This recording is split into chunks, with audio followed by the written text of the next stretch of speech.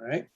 Good. So good morning, everybody. My name's Thomas Morgan. I'm the executive director with the IPSL Global Institute at NUNM, and I'd like to welcome you all to this webinar as part of our webinar series that we provide to the public at large and to interested students. The month of March is Nutrition Month, and so we've decided to have a series of webinars focused on nutrition. And I'm really delighted and honored to have my colleague with us today leading this discussion, Dr. Andrew Erlandson, who is the chair of the nutrition department at NUNM. Some of you may know Dr. Erlandson already.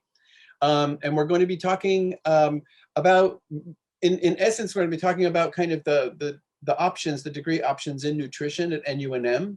And in addition to that, the global opportunities that nutrition students have to travel and learn additional and kind of examine some more global perspectives on nutrition.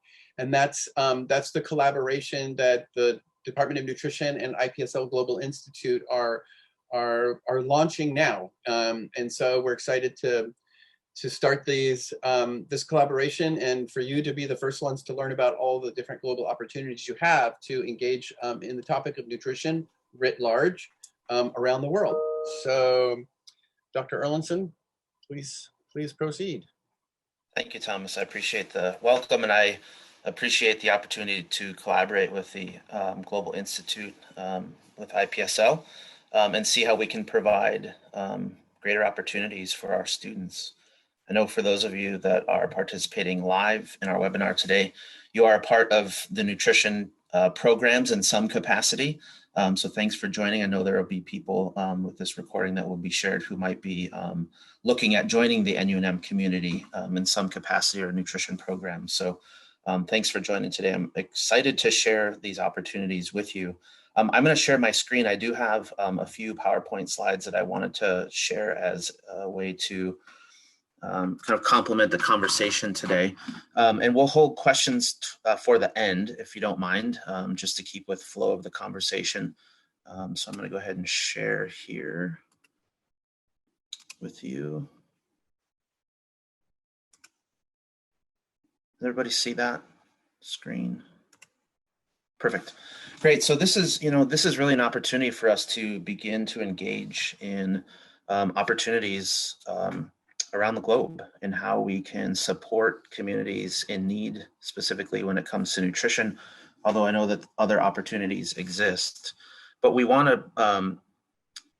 to provide these opportunities for you as students or prospective students because each of you comes to our community with your own interests and your own passions and wanting to work with individuals or communities. And so it's important for us to provide as much engagement across the globe as we possibly can. So I'm excited to share this information with you.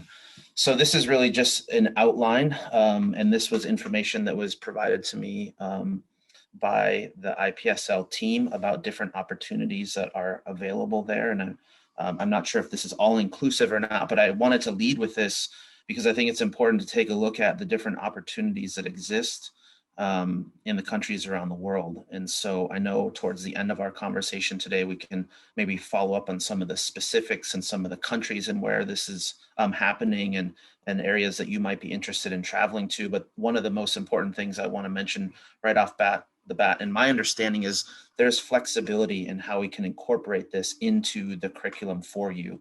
Not only flexibility with each of these opportunities on an individual level, but also flexibility in how we can incorporate it within the program and for you to earn academic credits. So those of you that are live with us here, I know that you're in programs, nutrition programs in some capacity, so you're familiar with this, but I at least want to lay the groundwork for those that might view this that are not currently a part of the NUNM community. Our Master of Science in Nutrition program is 64 credits. It's over 2 years, and it's delivered either on campus when we're not in a pandemic and we can be on campus, and also online. So it's the same program. It's really about delivery. And so what works for you as far as responsibilities, and are you in the Portland area or looking to move to the Portland area, or is it more accessible for you to do the program online? There are 14 elective credits that are built into the program, and this is one of the areas where these global opportunities can fit. So you can take some of these courses abroad with the elective credits available to you. Our program really focuses on community, individuals and community around whole unprocessed foods, recognizing that food is the number one modifiable risk factor associated with chronic disease, at least here in the United States. And we know that globally that there are a lot of challenges with food access and food availability. And so by being out in the communities across the globe, how can we improve some of these factors for people in those areas? And that's where engaging with those local institutions and organizations can help in supporting the missions in those communities. We want to have hands-on opportunities. It's not just learning the information of nutrition and the science and the art of nutrition, but also the skill building. Because when you graduate from the program, we want to have you confident and competent in the area that you're going to work as a nutrition professional. That's really, really important. So if you can participate in some of these global opportunities while you're a student, that gives you a tremendous amount of possibility post-graduation as far as the actual skill building and life lessons and things that are learned as a part of the doing in the learning process. By the way, most of the pictures that are incorporated into this presentation today are actually from being in the community. That's a picture of myself and some of our students at a local farm here in the Portland area, learning about some of the farming practices and how they're engaged with some of the underserved populations within the Portland community. Just to give you an overview, there are some kind of focus areas within the program. One of the big ones is clinical nutrition. Many of our students go on to work in a clinical capacity. So here's just a list of some of the courses that are offered that focus on clinical nutrition.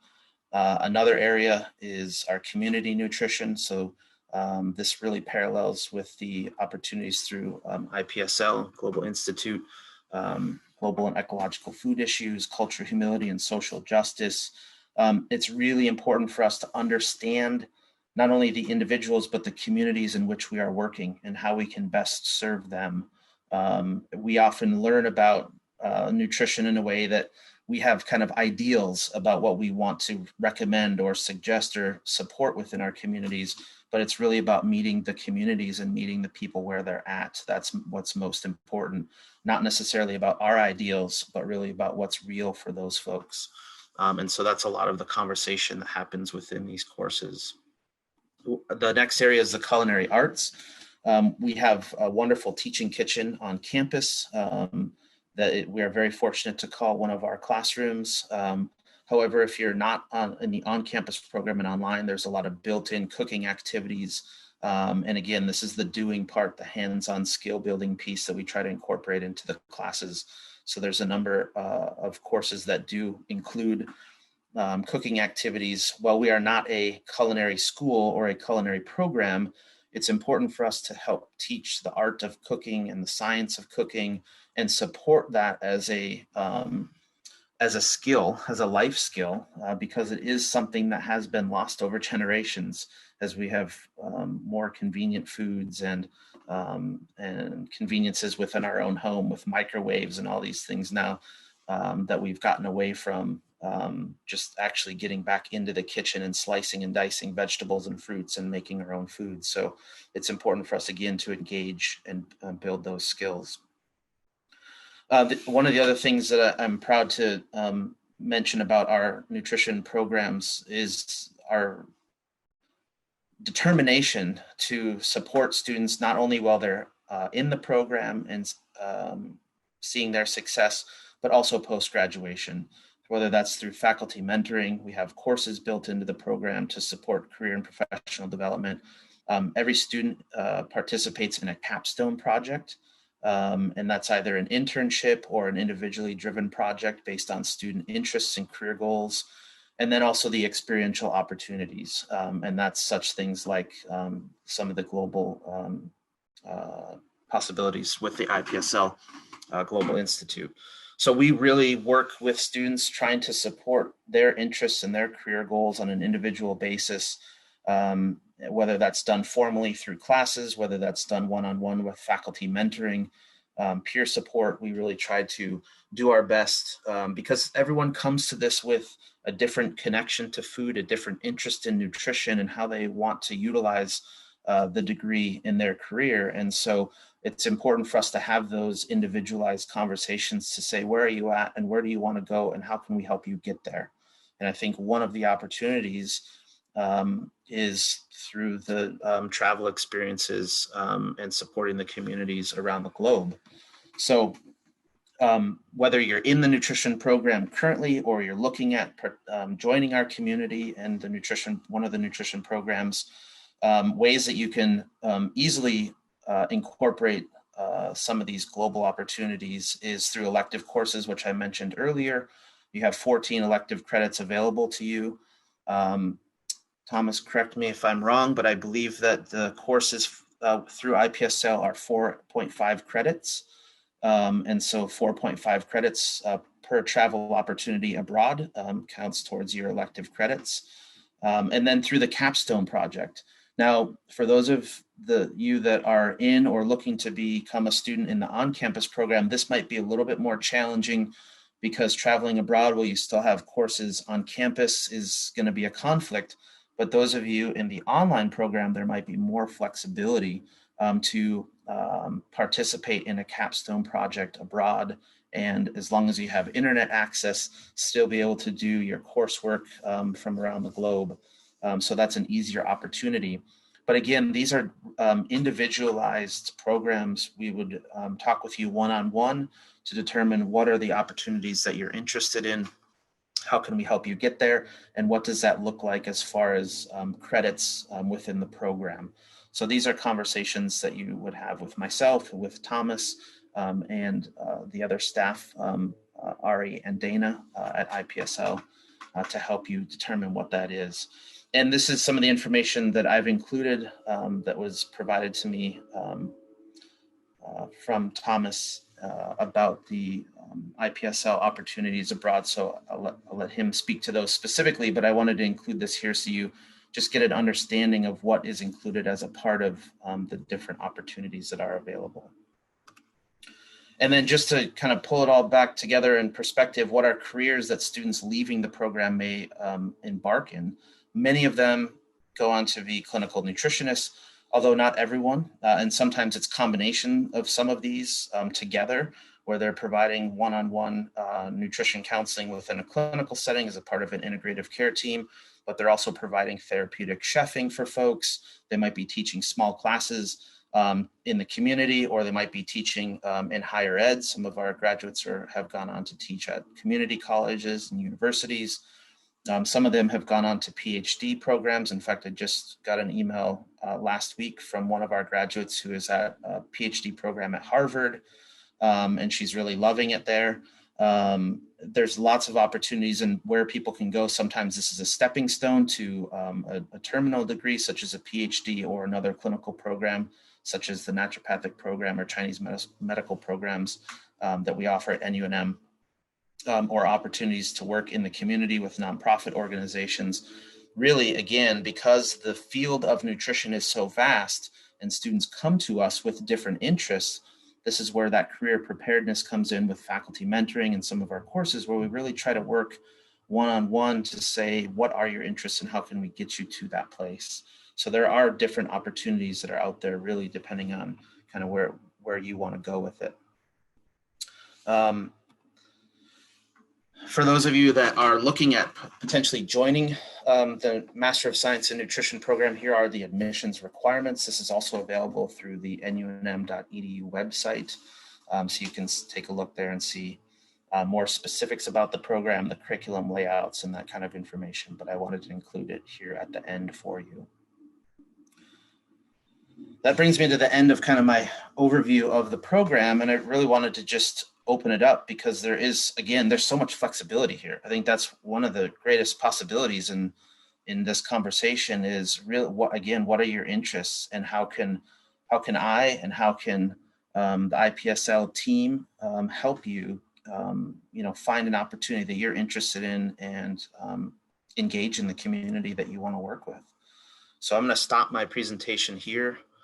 Here's contact information for all of us. Feel free to reach out if you have any questions specific to either of our areas. But I'm going to go ahead and stop this here and then open it up for questions that you may have.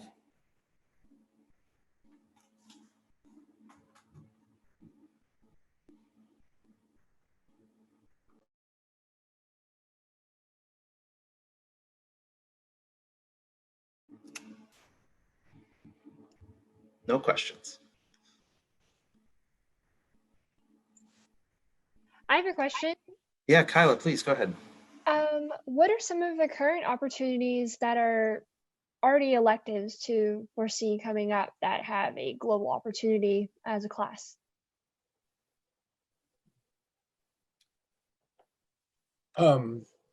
So I'm not sure I quite understand the question. So there's IPSL offers different courses at each program location around the globe, and we can send out actually the course list to all the registrants on this call, so that way you could kind of see what is available in which location. But and I would invite my colleague Ariane Newton at any point to chime in if she wants to add some bits to this. But in addition to the courses that are offered, the kind of foundational piece about IPSL, our organization is the founding organization of service learning. So everything we do is about the union of study and hands-on work in the field with kind of very small, resource-scarce, community-based organizations. And so you get to do both. You learn hands-on from scholars and scholar practitioners, and then you also can take courses for credit. And those vary from site to site. So, I mean, in Greece, we have work that you can do, for example, with Syrian refugees and refugee camps. But there's also, coursework around the Mediterranean diet. In Guatemala, that it's a very community-oriented, community-based experience where the coursework and the work within the communities, and it's mainly the indigenous Mayan population. You learn a lot about everything from land rights and self-determination to ancestral agricultural practices, et cetera. So there's so much depending on where you go. Okay, thank you. I just, in summary, I guess we kind of reach out to figure out what our opportunity is, and I suppose on the contrary, we don't actually have electives, Dr. Earlson, that have global opportunities already built in. There are a few elective courses that NUNM offers. Those are structured a little bit differently. They typically happen between terms because of the conflict with academic courses during a regular term. We have had some challenges currently because of the pandemic and global travel as far as the traveling with a larger group. So for example, we have a trip that's usually offered to Thailand in December, kind of after the winter or fall term and before the holidays in December. And that usually is a group of 8 to 10 students, 2 faculty members that go. It's a very structured trip. It's not focused on service learning. It's more around engaging in the culture.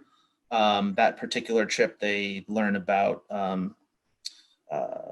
local herbs and medicine. They learn about the cuisine and do some make foods and things locally, but they're not service learning projects. So they're a little bit different than the IPSL opportunities.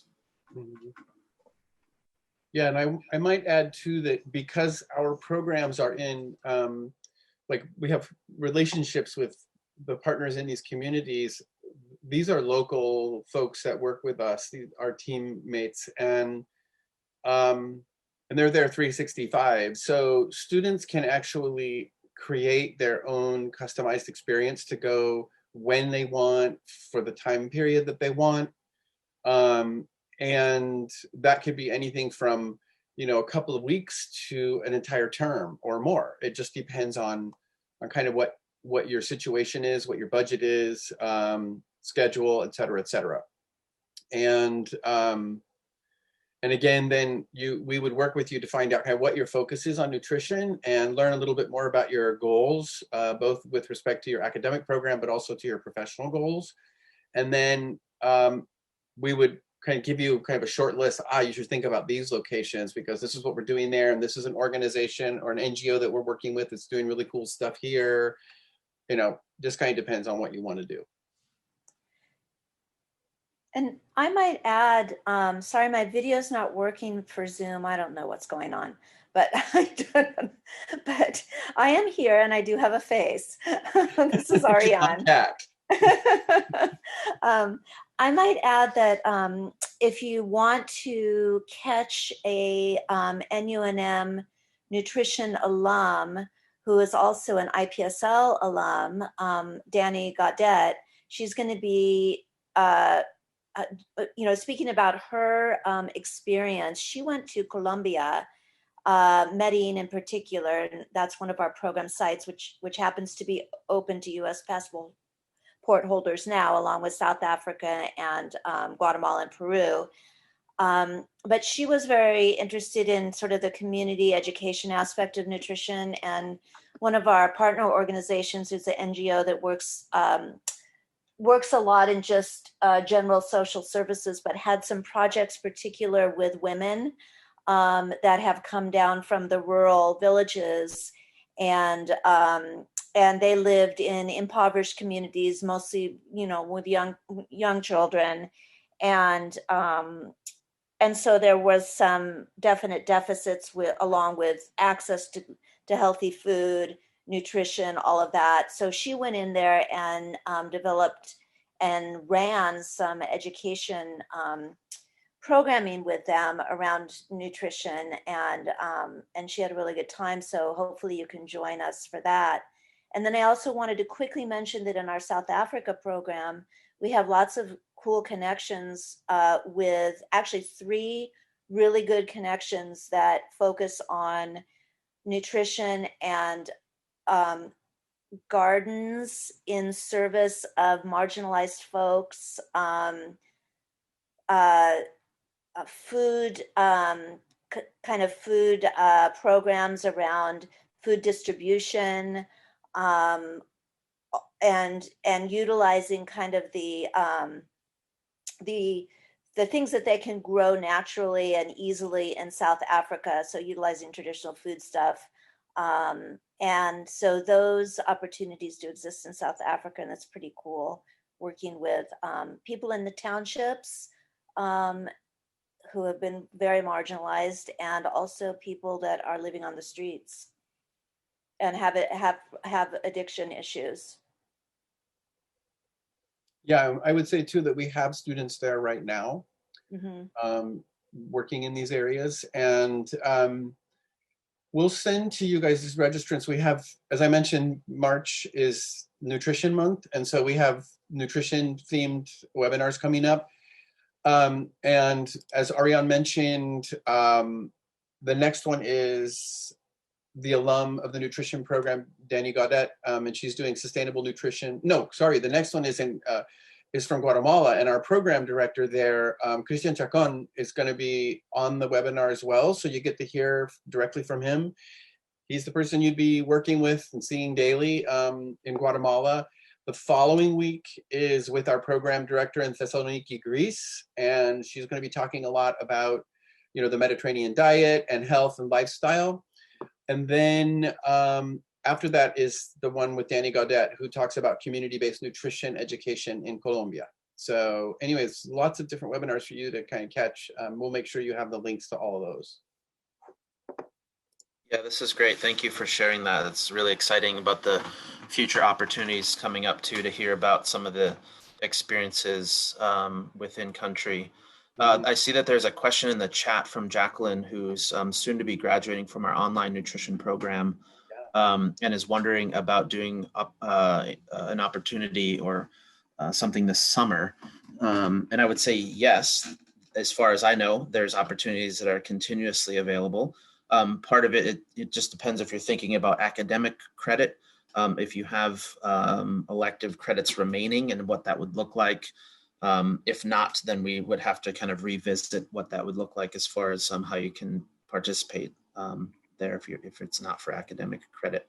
And that would just be likely a conversation with probably Thomas, I guess, to determine what that would look like. Mm-hmm. But I'm just curious. Oh, sorry, go ahead. No, I was going to say Ariane can help with that as well, because some students take courses for credit. Some students don't take courses at all. They just want to do the hands-on kind of community involvement. So there's lots of different ways to piece this together. But in addition, yes, summer most definitely. And in addition, even though like we've kind of had to approach travel somewhat surgically, you know, where travel was allowed for US passport holders, whether the country was open or not, over the past year, that is changing pretty rapidly. And because of, you know, vaccine distribution and things changing on the ground around the world. So we're expecting that particularly by summer, things will look a lot different from the way they have looked over the last year. Great, thank you. I'm wondering if you could clarify for us, when students are interested in participating in one of the programs abroad, what's the next steps, and how should they, where can they find more information, and how do they get connected with getting that set up? Yep, I just emailed you Ari's email. Ari's really the best person to speak with initially, because she can really help you kind of explore your options at the different locations. And then I come in afterward to kind of work with the team abroad and figure out, you know, all the logistics and the cost and all that stuff. So yeah, so Ari's first stop, and I just sent you in the chat window her email address. And Robin, it looks like you have a question. Yeah, and you just pretty much answered it. I'm super interested in this and have been. So I was just going to ask, like, as an online student, I'm just finishing my first quarter in the nutrition program. Mm-hmm. I was just going to ask where I go next. Like, what's my next step if I want to get real serious about making this kind of my pathway? Great.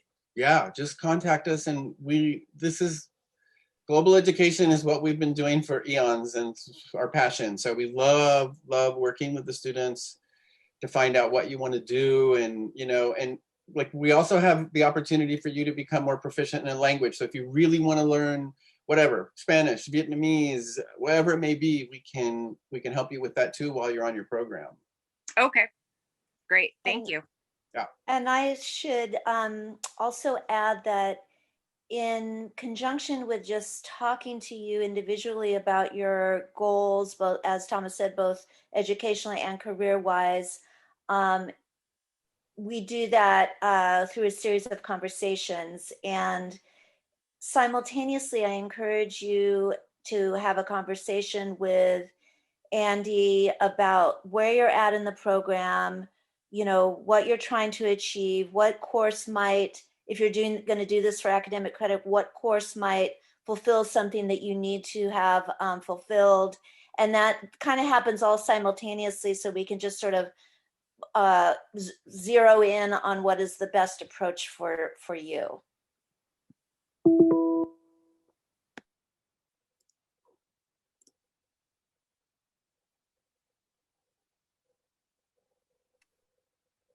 All right. I have another question, actually. Sure, yeah, go for it. Is there information through the NUNM website or somewhere online that students could just go before even emailing to start the conversation, where they can just browse the opportunities that are available?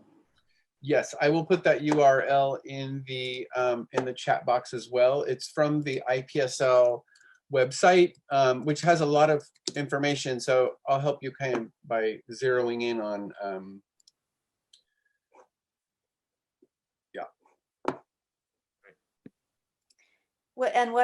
as Thomas is doing that, I'll just say that our website is broad because we offer a lot of different types of programming We have 2 graduate degrees that are in partnership with NUNM. We offer programming for graduate students in other schools. We offer undergrad programming. We offer customized programming. We offer, faculty-based, faculty-led type of group programming for participants of all ages. You know, you don't even have to be a student. So what you're going to find on the website is not going to be honed in specifically necessarily or jump out at you, I guess, as, oh, nutrition opportunity or, oh, this kind of thing. So I can help you and Thomas can help you sort of interpret that information. Yeah, it's just, we try to cover, we do cover a lot of bases. Yeah, here are a couple of different links to the website, and I'm sending you an undergrad program link because it has a number of the countries, not all, but a number of the countries that we go to, because the grad program goes to sometimes separate countries, different ones. But anyway, you can drill down a little bit and you can learn about the courses that are taught. So there's an academics tab in each country. There's a like the volunteer service tab. So you can find out the nature of the community-based organizations that we're partnered with in each location. So yeah, and if something's not clear or if you, yeah, just reach out with any questions you might have. It looks like, Robin, did you have another question? Oh, okay.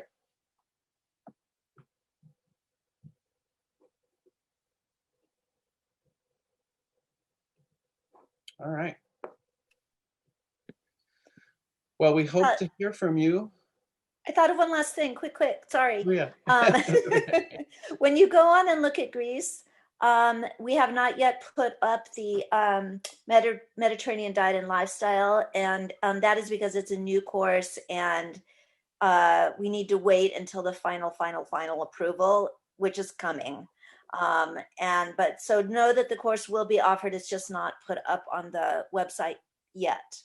Yeah, and in fact, it's always been part of our community organizing social activism course in Greece, because the Mediterranean diet and food in general is such a core piece of Greek life and other Mediterranean populations. But we've spun it off and created its own course, because there's so much that you can do. And it's a course that, like all of our courses, we should probably emphasize this, they don't take place within 4 walls. So when you take our courses in country, you're out in the region, you're visiting farms, you're visiting producers, you're visiting micro enterprises of folks who are, making these small kinds of olive oils or different kinds of foods and things. And so, and learning about agricultural practices and land conservation, et cetera, et cetera. So there's just a lot to the courses that are out and about.